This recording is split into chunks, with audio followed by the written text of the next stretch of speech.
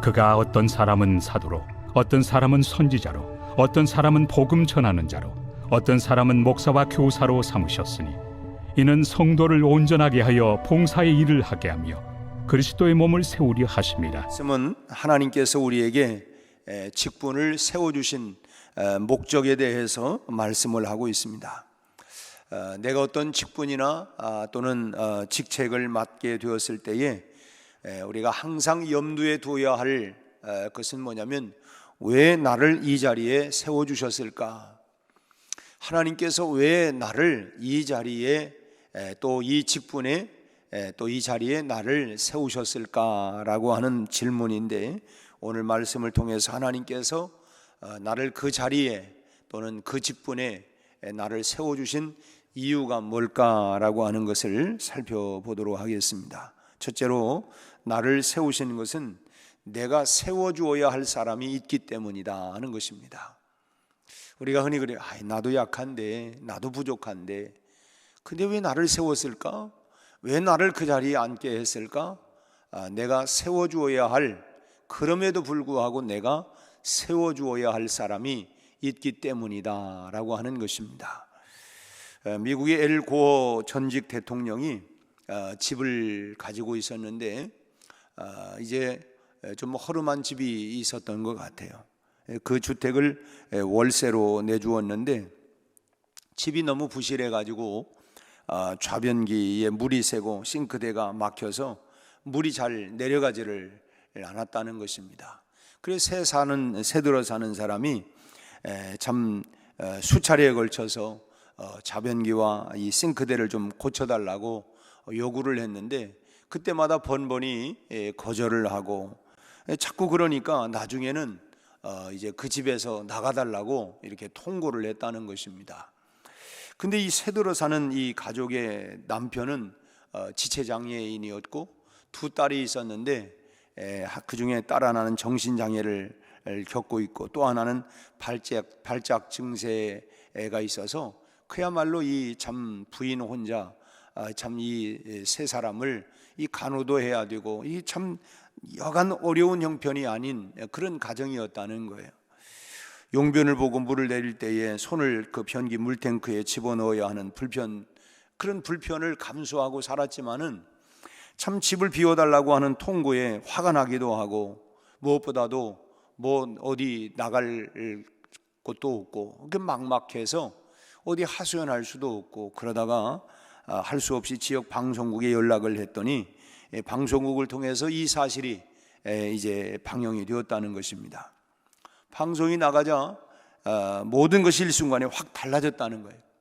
참 그야말로 이 망신살이 뻗친 이 고어 부통령이 그 다음날 오후에 직접 전화를 걸어서 진심으로 사과를 한다고 사과를 했고, 또 모든 수리와 뿐만 아니라 수리 기간 동안 집을 잠시 옮겨야 되는데 그동안 모든 숙소까지 마련해 주겠다 이렇게 약속을 했다는 것입니다.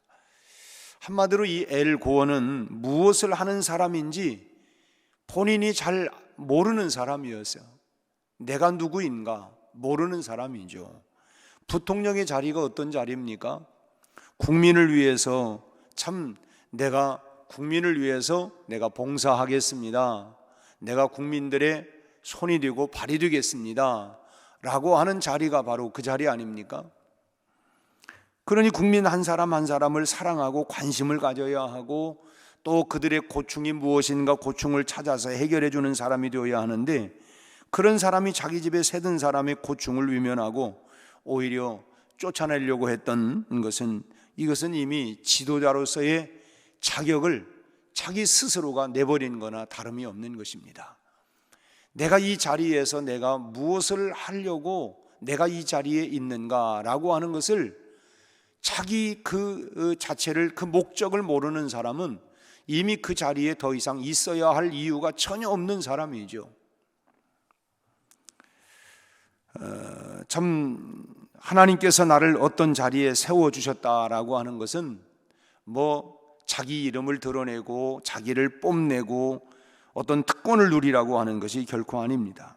이건 단순히 교회 안에서의 직분만을 얘기하는 것은 아니고 사회에서든 직장에서든 가정에서든 뭐 교회에서든 간에 나를 그 자리에 세워주신 것은, 또 나를 그 직분에 그 자리에 앉게 한 것은, 직장에서도 여러 직책들이 있습니다마는 그 자리에 그 직책에 맡겨주신 것은 내가 세워줘야 할 연약한 사람이 있기 때문이다, 내가 도와줘야 할 사람이 있기 때문이다 라고 하는 것을 우리가 분명히 알아야 된다 하는 것입니다. 그렇기 때문에 우리의 관심이 단순히 그 자리에 있어서는 안 돼요. 흔히 교회 안에서도 임직을 하면 자리에 대해서 굉장히 관심을 갖는 사람이 있어요. 근데 사실은 자리가 무슨 상관입니까? 더 중요한 건 뭐냐면 내가 참 그 사람을 세우고 그 교회를 세워가는 일에 내가 어떻게 내가 열심을 낼까, 이것이 더 중요한 것이지, 그 자리를 통해서 자기의 이름을 드러내려고 하는 것은 처음부터 이것은 잘못된 것이죠. 내 이름이나 내려고 하고 내가 누릴 어떤 혜택에 눈이 멀어서는 결코 안 된다라고 하는 것입니다. 이건 교회든 직장이든 어디든 다 마찬가지예요. 내 관심이 나와 내 주변만을 맴돌아서도 안 돼요. 우리는 오직 위와 아래만을 우리가 바라보고 온 관심을 위와 아래에 집중을 해야 합니다. 위로는 그 자리에 세우신 하나님의 의중, 하나님의 뜻을 살피고, 왜 하나님께서 나를 이 자리에 또는 이 직분에 이렇게 앉게 했을까, 그 하나님의 의중, 하나님의 뜻을 우리가 늘 살펴야 하고, 아래로는 내가 세워주어야 할 사람들의 그 형편과 사정의 마음을 두어야 한다는 것입니다. 하나님이 나를 이곳에 있게 했는데, 그럼 내가 내 주변의 사람들, 그 사람들을 내가 어떻게 세워줄까, 이런 부분들이 우리가 관심을 가져야 된다. 오늘 다시 12절 말씀에 성도를 온전하게 한다, 그들을 온전하게 세워주기 위해서 나에게 이런 직분, 11절에 사도로 또는 선지자로, 복음 전하는 자로, 목사와 교사로, 그 밖에 여러 이런 자리를 앉게 한 것은, 그 지정석에 앉게 한 이유는 뭐냐? 앉아서 가만히 남도 못 앉고 하려고 하는 것이, 가로막으려고 하는 것이 아니라 결국은 12절 말씀처럼 내가 성도들을 그 자리에서 온전하게 세워가기 위해서 내가 도와주어야 할 일이 있기 때문에, 그래서 위로는 하나님이 나를 세워주신 이유와 목적과 뜻을 우리가 알고, 그리고 성도들을 온전히 세워주려고 하는, 이렇게 하기 위해서 나에게 그 자리를 앉게 했다, 그 직분을 주셨다라고 하는 것을 우리가 분명히 알아야 되겠고, 두 번째로 나를 세워주신 것은 그리스도의 몸을 세우기 위함이다라고 하는 것입니다. 하나님께서 나를 세우신 그 중요한 또 하나의 목적이 사람을 세울 뿐만 아니라 그리스도의 몸된 교회를 세우기 위해야. 그러기 위해서 교회의 지체인 성도들을 온전하게 봉사하는 일을 감당하는 실질적인 일들이 필요한 것입니다. 우리가 흔히 그렇죠. 말로만 하지 말고 실질적으로 좀 해주세요. 우리 김태곤 집사가 참 고마워요. 요즘 직장이 청량인데 이 새벽에 벌써 지금 출근길로 출근하기 위해서 나와서 새벽에 차량 봉사하고, 그리고 돌아와서 바로 또 청량으로 직장을 출근하는 거예요. 참 이거 시켜서 할 수 있는 일입니까? 어제 내가 고마워서 어디 피곤한데 기도도 하고 너무 좋아요. 내가 기도도 할 수도 있고, 참 여러분 이게 결국 뭡니까?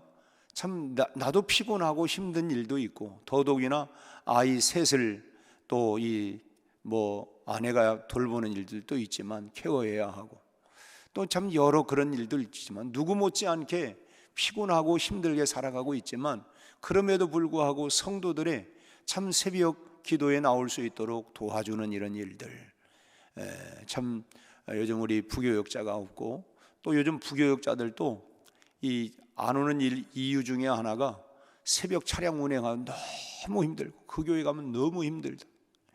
좀 우리 직분을 세운 이유들이 뭡니까? 참 그런 서로가 이렇게 구체적으로 도와주기 위해서, 섬기기 위해서 하는 일들 아니겠습니까? 참 성도를 온전케 한다라고 할 때 이 온전케 한다라고 하는 이 말은 부러지거나 위골된 뼈를 맞추어 준다라고 하는 뜻이 있습니다. 부러진 뼈, 틀어진 뼈를 온전하게 제대로 잘 맞춰준다. 이 뼈가 부러지거나 위골된 사람은 아무 일도 할 수가 없어요. 어떻게 무슨 일을 할 수 있으면 뼈가 뭐 부러지거나 뭐 틀어졌는데 할 수가 없죠. 그런데 성도들 가운데는 뼈가 상한 것처럼 고통을 겪으면서 힘을 쓰지 못하는 분들이 있습니다. 뭐 실제적으로 몸이 상하신 분들도 있지만 마음이 상해서 고통스러워하는 분들도 있고, 또 그런가 하면 영적으로 문제가 있어서 힘겨워하는 분들도 있습니다. 다 그런 참 몸이든 마음이든 영혼이든 육체든 간에 그렇게 위골된 틀어진 이런 사람들이 있어요. 이런 분들이 일어날 수 있도록 우리가 기도해주고 사랑해주고 그들과 함께 교제하고, 또 아프니까 짜증이 많죠. 그렇지만은 참 그러면서 사랑하고 기도해주고 교제하면서 참 돌보아줌으로써 힘이 되어주는 것을 말하는 것입니다. 내가 당신의 힘이 되어준다. 또 봉사일을 한다고 하는 것은 주님께서 주신 은사를 따라서 조화를 이루어서 전체적인 활동을 돕는 것을 말하는 것입니다. 온전케 한다고 하는 것은 한 개인을 위한 활동이라고 하면, 봉사일을 한다고 하는 것은 공동체를 섬기는 이 조직적인 활동을 말하는 것입니다. 어쨌든 우리에게 뭐 여러 가지 직분을 주시고 또 은혜를 주신 것, 7절 말씀에서도 우리 각 사람에게 그리스도의 선물의 분량대로 은혜를 주셨다. 우리에게 그런 직분을 주시고 은혜를 주시는 것은 결국은 그리스도의 몸을 세우고 그리고 이웃과 형제를 세우기 위함이라고 하는 것을 우리는 잊지 말아야 합니다. 나를 이 직분을 주신 것, 이 자리에 앉게 한 것은 결국은 교회를 세워가고 성도들을 온전하게 세워가고 그들의 손발이 되어주기 위해서 나를 이 자리에 세워주신 것이다 라고 하는 것을 우리가 잊지 말아야 된다고 하는 것입니다. 이런 은사와 직책은 결국은 자기 자랑을, 자기 이름을 세우고 자기 자랑을 위해서 사용한다든지, 또는 그걸 가지고 뭐 시기하고 질투하고 판단하고 그런 기회로 삼아서는 안 된다는 거예요. 미국의 스타시라고 하는 선교사 부인이 죽을 병에 걸려서 이제 참 병상에 계속 누워 있다가 어느 날 갑자기 벌떡 일어났어요. 그러면서 그가 이런 말을 하면서 일어났습니다. 내가 녹슬어 죽기보다는 차라리 달아서 죽자. 어차피 죽는데 가만히 끙끙 앓면서 그냥 그렇게 그냥 다 녹슬어 죽느니 차라리 내가 달아서 죽는 게 낫겠다. 여러분은 어차피 우리 인생이라고 하는, 가만 놔둬도 우리 인생이 다 녹슬어요. 근데 녹슬어 가는 것보다는 내가 열심을 다해서 차라리 달아서 사용하다가 달아서 죽는 게 차라리 낫겠다. 그렇게 그런 마음을 가지고 벌떡 일어나서 그 생활을 했는데 그 후에 40년을 더 살았습니다. 그대로 있었더라면 뭐 1년 안에 또는 4년 안에 갔을지 모르지만은 40년을. 우리가 주님께 받은 사명은 결코 죽음이라고 하는 것도 이기지 못하는 것입니다. 사도 바울이 사도행전 20장 24절에서 내가 달려갈 길과 주 예수께 받은 사명 곧 하나님의 은혜의 복음을 증언하는 일을 마치려 하면은 나의 생명을 조금도 귀한 것으로 여기지 않겠다. 사명이라고 하는 걸 놓고 볼 때에 내가 생명도 거기에 대한 그 사명이라고 하는 것에 내가 결코 그것 때문에 부지하기 위해서 사명 버리지 않겠다, 뭐 그런 말이기도 하죠. 죽을 병이 나를 가로막는다 할지라도 내 안에 사명이 있으면, 소위 말하면 사명 있는 자는 죽지 않는다. 사명 있는 자는 죽지 않는다. 결국은 사명이 있는 한 어찌할 수가 없다는 것입니다. 그러기에 우리가 믿음의 눈을 크게 뜨고 내가 세워주어야 할 사람이 누구인가, 우리가 각 목장에서 또는 기관에서 크게는 우리 교회 전체적으로 내가 연약한 자를 붙들어주고 세워줘야 할, 나도 연약한데 나도 부족한데, 우리가 주부들이 흔히 그래요.